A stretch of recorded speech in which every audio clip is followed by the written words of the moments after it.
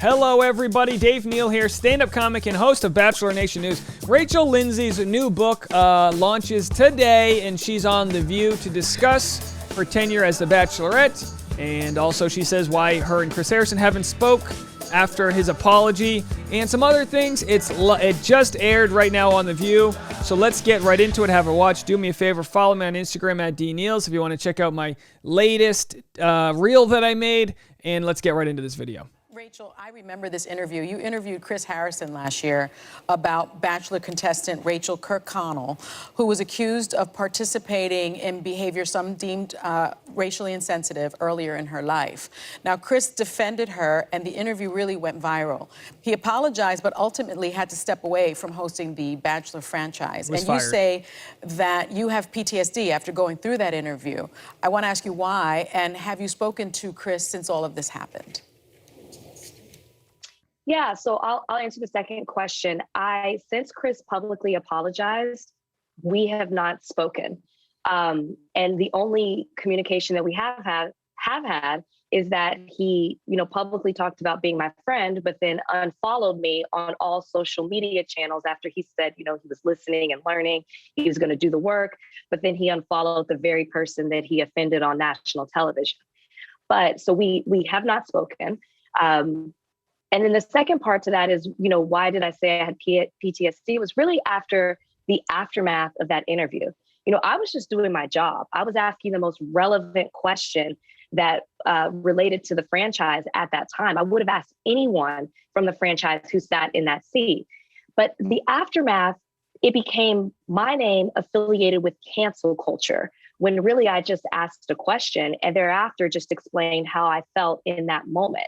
I felt I was doing my job. I felt I was being professional, and I was being personally attacked just for, like I said, doing my job. I received death threats for months. People wished that I was infertile. People told me they were going to get me. All these certain things that were happening to me, all because I asked a question. I got blamed for his actions, for the rant that he had on television. And I eventually removed myself from social media just to give myself peace of mind, to take care of myself and to get myself together. But it's so traumatizing because although I call out the Bachelor franchise and though I champion it for change, at the same time, it did change my life, that experience. So I do want to support it, but I can't support it in the same way after that when the audience is so toxic. And it's been revealed to me, not just from that interview, but in other situations that I've had to deal with publicly as well. Rachel, everything I've read about you, you are so smart and so accomplished. I admittedly wondered why you would even want to be part of all this, because it's just so beneath you. But a great thing did come of your experience as the Bachelorette.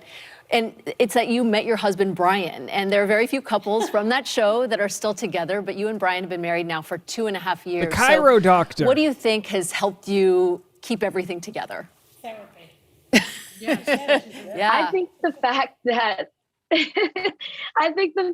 Brian and I are not performative with our relationship. Not performative. We don't try to be who Bachelor Nation wants us to be. We don't try to do certain things for social media. We are just ourselves. And the other thing that helped us is the audience was against my decision in choosing Brian. So it became us against the world. We immediately removed ourselves away from the spotlight, went back to our realities. I went back to work at the law firm. Brian came back to Dallas, or moved to Dallas for me. And we just surrounded ourselves with people we know, we love, and we trust. And that built a strong foundation in our relationship from the very beginning.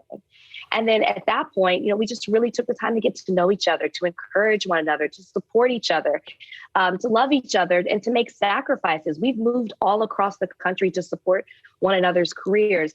And I think that having that foundation at the beginning is really key. All right, so we got the point there, right? I was trying to pull up Brian's Instagram right here, but let's see if we can get that.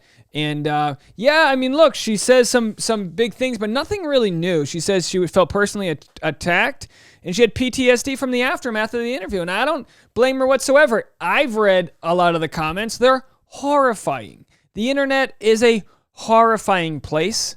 If you had to ask her, I would guess less than 2 people have said things to her face. That would just be my guess. I could be wrong.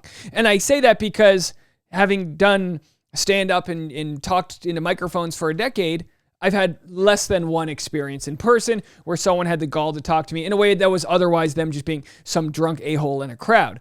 That doesn't negate her feelings at all. It just goes to show where we are with our anonymity on the internet, which is why I want to start Troll Patrol, or To Catch a Troll, which would be a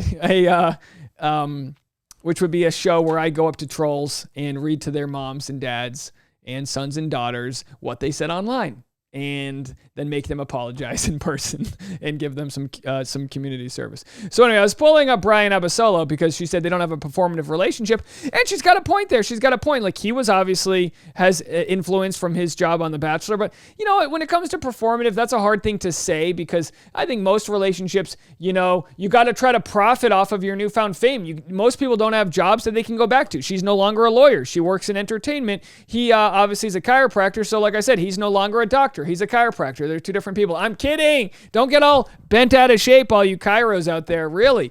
Boy, nothing gives someone an attitude adjustment like making fun of a chiropractor. All right, but the point is we feel for you, Rachel. We've been a supporter of you for a long time here. She said the audience is so toxic. I'm guessing if I were interviewing her and I said, what do you mean when you say the audience is so toxic? I'm guessing she would say there's a portion of the audience that takes things too far. I don't think she believes the whole audience is toxic. I think the audience of The Bachelor is probably a direct a segment of the audience of our country, which is a lot of people that can critically think and are trying their best. But squeaky wheel gets the grease, and the squeaky wheel, sadly, has caused PTSD for Rachel, because these are trolls. These are scum of the universe. And not all trolls think that they're trolls. Some think that they're doing the right thing. We've seen people like Ashley Spivey, former contestant. You know, she's sharing her pro-vaccine thoughts, and people are coming at her in her DMs saying, this is why you miscarried a child, because, whoa, these people have no, like, they have no duty to be even in contact with the you know. That's the problem with social media, is my point. The problem with social media is it takes wackadoos that don't deserve to be talking to you, and it puts them in your DMs. So that way, it's not some bully at school or some bully boss. It's a bully in your pocket. And what are we going to do with that bully? You can't just cancel every single one of them, because they just come out, they're just like flies. You hit one down and another one comes up. The social media needs an overhaul. I, for one, would be on board with some sort of automated vetting process in our DMs that allows people we know that are verified to contact us, and the rest, like, kick rocks. You don't earn the right to talk to me like that. You know what I mean? And that's, I'm sure, what Rachel feels. But at the same time, boy, addiction, huh? We're addicted. It's something. All right, let me know what you guys think, and that's it for this video. Would love to hear you. Keep it kind in the comments section, okay? Keep it kind. Bye, guys.